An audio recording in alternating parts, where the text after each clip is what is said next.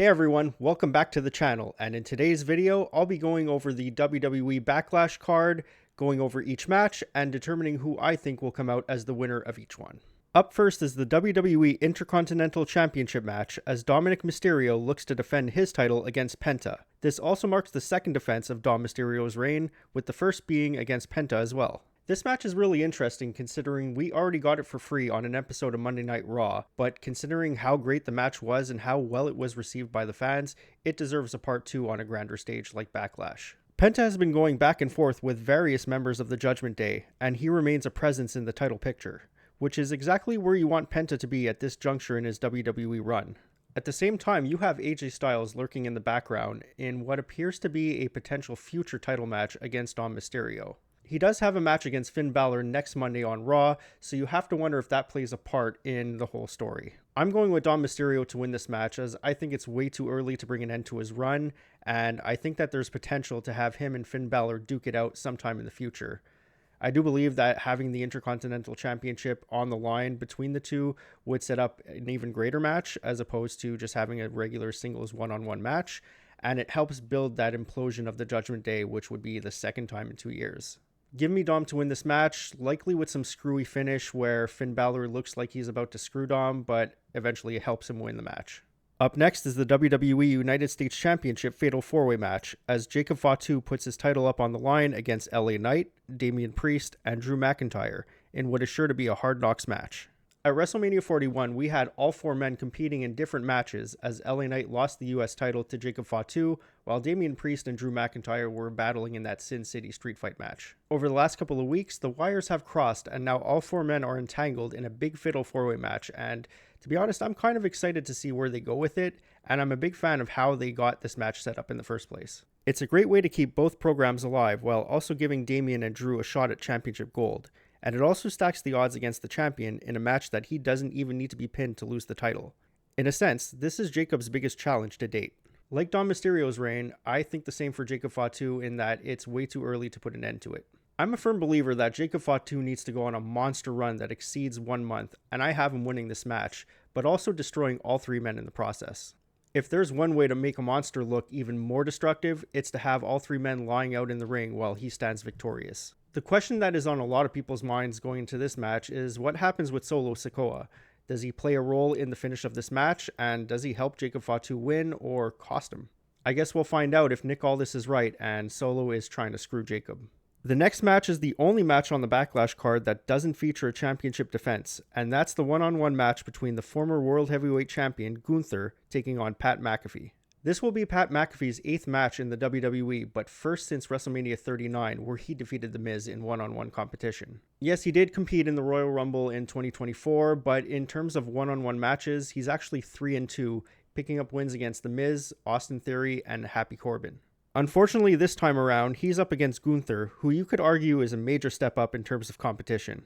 This is Gunther's first match since losing the World Heavyweight Championship to Jey Uso, which means it's also a rare PLE match featuring Gunther without championship gold around his waist. I will admit that when this match was first announced, I let out a big groan. Backlash is supposed to be the follow-up to WrestleMania, where big matches happen for former champions and new champions, and this one felt like a major step down for Gunther. With that said, I'm invested in the story after their exchange this week on Raw, so I'm actually curious to see what they do with this match. Regardless, I think Gunther wins this match without any doubt. I think he destroys Pat McAfee in a monster win. And while the win doesn't do much for Gunther in terms of where he goes for the future, I think a loss here would destroy any credibility that he has, especially after that World Heavyweight Championship run. So give me Gunther to win. As for what happens after the bell, yeah, I heard the rumors that Bill Goldberg is supposed to be there and he's going to come out to make the save for Pat McAfee, which will then set up that final match that he wants, that big retirement match that he was promised and he won't shut up about. So I do think it kind of sets up for Bill Goldberg's final match, and it'll be against Gunther, and where they go with it, I have no idea. I do hope Gunther actually beats him, but we'll see where they go. I do think that Bill Goldberg makes an appearance at Backlash and makes the save for Pat McAfee. Do I really care for it? Not really. I don't care to see Bill Goldberg in 2025 in a wrestling match or in any wrestling capacity, but it looks like that's what's going to happen.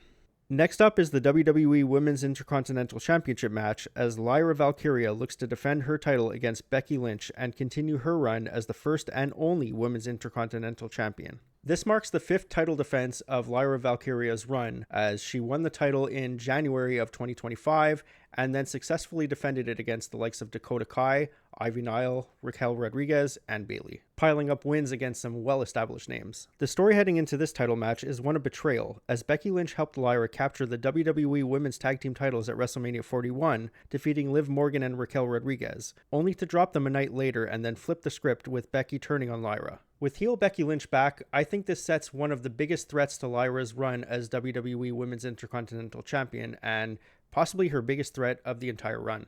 There was a sense that during Lyra's run, there wasn't much competition for her to lose the title to, but with the man back and looking for championship gold, I think there's a real possibility here that we see a title change.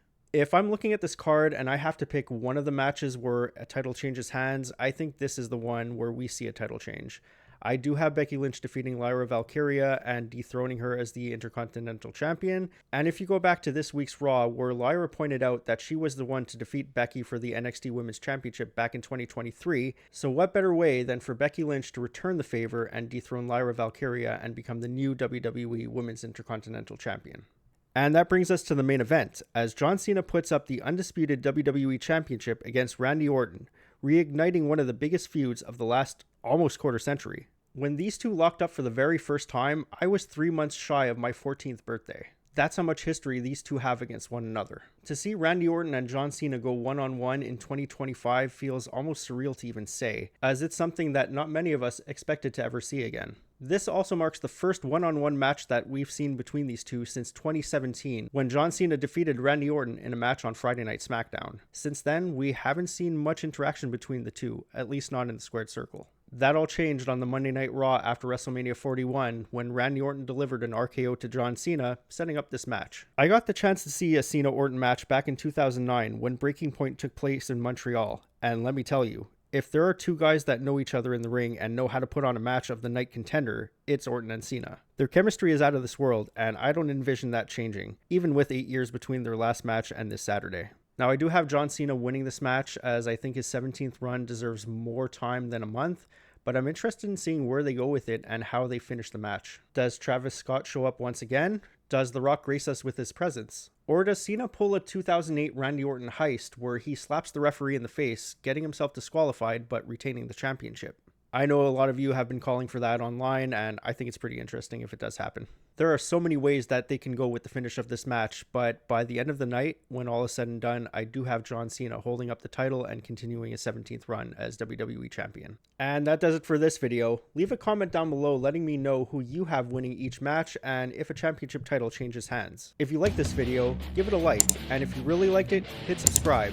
Be sure to check off that bell to receive all notifications on future videos. As always, this is Sean signing off, reminding you that no matter what you do in life, be yourself, believe in yourself, and above all else, stay persistent.